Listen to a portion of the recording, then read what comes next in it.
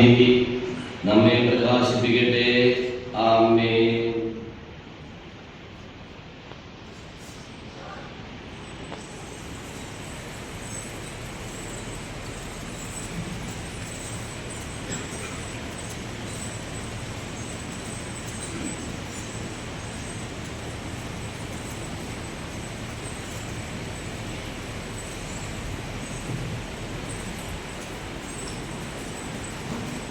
സങ്കീർത്തനം ചൊല്ലാൻ നമുക്ക് എന്റെ പിതാവിന്റെ ഉണ്ടാവുകയില്ല.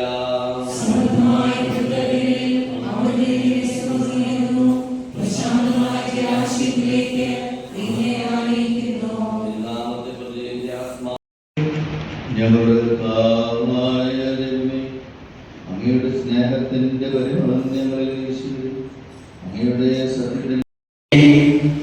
സഹോദരരെ, നിങ്ങളിന്ന് ശ്രദ്ധയോടെ കേൾക്കുകയും പുറപ്പാട് ദിവസത്തിൽ നിന്നുള്ള വായന കർത്താവെ ആശീർവദിക്കണമേ. ദാഹിച്ചു വലഞ്ഞ ജനം മൂസയ്ക്കെതിരെ ആവലാതിപ്പെട്ട് ചോദിച്ചു, നീ എന്തിനാണ് ഞങ്ങളെ ഈജിപ്തിൽ നിന്ന് പുറത്തേക്ക് കൊണ്ടുവന്നത്? ഞങ്ങളും കുട്ടികളും കന്നുകാലികളും ദാഹിച്ച് ചാകട്ടെ എന്ന് കരുതിയാണ്. മൂസെ കർത്താവിനോട് നിലവിളിച്ചു പറഞ്ഞു, ഈ ജനത്തോട് ഞാൻ എന്താണ് ചെയ്യുക? ഏറെ താമസിയാതെ അവർ എന്നെ കല്ലെറിയും. കർത്താവ് മൂസയോട് അരുളി ചെയ്തു, ഏതാനും ഇസ്രായേൽ ശ്രേഷ്ഠരുമൊത്ത് നീ ജനത്തിന്റെ മുൻപേ പോകുക. നദിയുടെ മേൽ അടിക്കാൻ ഉപയോഗിച്ച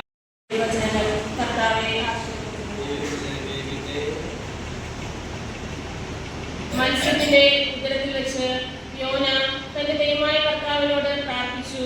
എന്റെ കഷ്ടതയിൽ ഞാൻ കർത്താവിനെ വിളിച്ചപേക്ഷിച്ചു. അവിടുന്ന് എനിക്ക് ഉത്തരമരുളി. പാതാളത്തിന്റെ ഉദരത്തിൽ നിന്ന് ഞാൻ നിലവിളിച്ചു. അവിടുന്ന് എന്റെ നിലവിളി കേട്ടു. അവിടുന്ന് എന്നെ ആഴത്തിലേക്ക് സമുദ്രമധ്യത്തിലേക്ക് വലിച്ചെറിഞ്ഞു. പ്രവാഹം 6-ാം അധ്യായം 3 മുതൽ 11 വരെയുള്ള വാക്യങ്ങൾ. കർത്താവെ ആശീർവദിക്കണമേ. ഈശോ മിശിഹായോട് ഐക്യപ്പെടാൻ മാമോദീസ സ്വീകരിച്ച നാം എല്ലാവരും അവന്റെ മരണത്തോട് ഐക്യപ്പെടാനാണ് മാമോദീസ സ്വീകരിച്ചതെന്ന് നിങ്ങൾ പറഞ്ഞുകൂടി. അങ്ങനെ അവന്റെ മരണത്തോട് നമ്മെ ഐക്യപ്പെടുത്തിയ മാമോദീസായാൽ നാം അവനോടൊത്ത് സംസ്കരിക്കപ്പെട്ടു. മിശിഹ മരിച്ചതിനു ശേഷം പിതാവിന്റെ മഹത്വത്തിൽ ഉയർത്തെഴുന്നേറ്റതുപോലെ നാമും പുതിയ ജീവിതം നയിക്കേണ്ടതിനാണ് അവനോടൊത്ത് സംസ്കരിക്കപ്പെട്ടത്.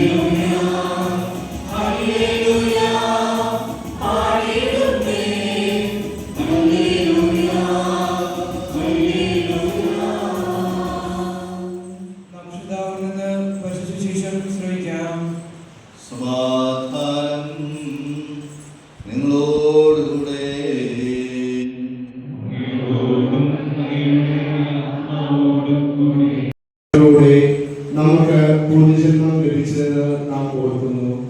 ദീപം കൊളുത്തി ലോകത്തിന്റെ പ്രകാശമായ മിശിഹായെ അനുസ്മരിക്കുന്ന നാം ഈ ലോകത്തിന്റെ പ്രകാശമായി ജീവിക്കാൻ കടപ്പെട്ടിരിക്കുന്നു. മാമോദീസായുടെ അവസരത്തിൽ നാം എടുത്ത വ്രതങ്ങൾ നമുക്ക് സ്വീകരിക്കാം. സഭയുടെ വിശ്വാസ സത്യങ്ങൾ ഏറ്റുപറഞ്ഞുകൊണ്ട് മിശിഹായിൽ നവീകരിക്കപ്പെട്ട ജീവിതം നയിക്കാൻ നമുക്ക് ഉത്സാഹിക്കാം. ഈ തിരുക്കർമ്മങ്ങളിൽ ഭക്തിപൂർവ്വം പങ്കെടുത്ത് ദൈവത്തിന്റെ കൃപക്കായി നമുക്ക് നമ്മെ തന്നെ സമർപ്പിക്കാം.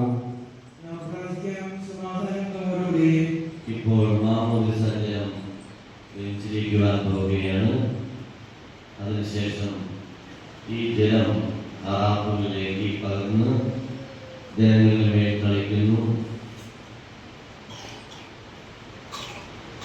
തളിക്കുന്നതിന് മുമ്പായിട്ട് തിരി കൊടുത്തി തരും. ഈ തിരിയിൽ നിന്ന് ആ തിരി കൊടുക്കുന്നതനുസരിച്ച് ഞങ്ങൾ തളിച്ചു പോകും. പുരുഷന്മാരുടെ പകൽ ഞാനും സ്ത്രീകളുടെ പകൽ ഈ ആശുപത്രിയിൽ തളിക്കും. അവിടെ നിന്ന് തളിച്ചു കഴിയുമ്പോൾ ഉടൻ തന്നെ നിങ്ങൾക്ക് തിരി കിട്ടാം. നിങ്ങൾ അടുത്ത് വരുമ്പോൾ മാത്രമേ ആ തിരി കത്തിച്ച് വെച്ചാൽ കൂട്ടി കത്തിച്ച് വരിക.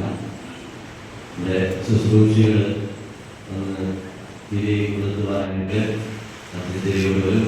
ആ സമയത്ത് ഫാൻ എല്ലാം നിർത്തുക. എങ്കിലേ തിരി കത്തിക്കാൻ പറ്റുള്ളൂ. നോക്കുക, ആ പാത്രത്തിൽ ചുമന്ന റോസാപ്പൂവും വെള്ള റോസാപ്പൂവും വെച്ചിട്ടുണ്ട്. അതുപോലെ ചുമന്ന റിബണും വെള്ള റിബണും കെട്ടിയിട്ടുണ്ട്.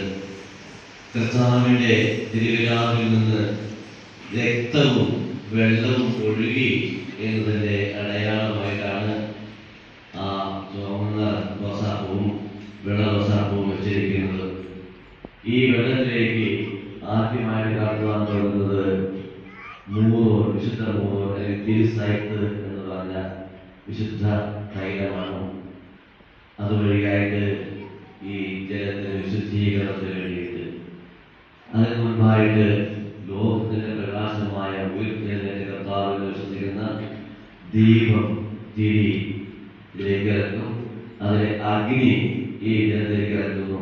അഗ്നി ഇറക്കുന്നത് പരിശുദ്ധാത്മാവിന്റെ ഹൃദയമാണ്. അല്ലെങ്കിൽ പരിശുദ്ധാത്മാവിന്റെ ഹൃദയം.